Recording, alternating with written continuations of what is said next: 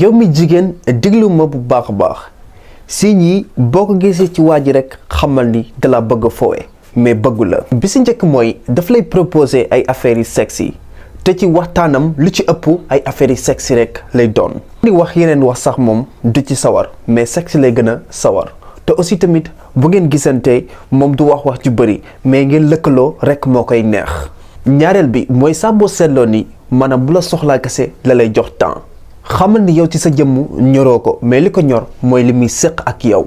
da ngay gis ne maanaam après bu ngeen gisante boo ko woowee mën na laa bañ a jël wala boo ko envoyé message mën na laa yeex a tontu xamal ni yow ñoroo ko mais li ngeen di séq rek moo ko ñor.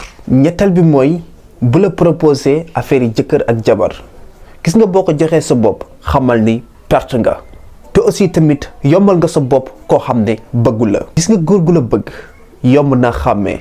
wala bu ngeen ko xàmmeewut sax wax leen ma dollil ci commentaire yi bu ko defee ma ñëw wax leen góor gu leen bëgg nu muy mel.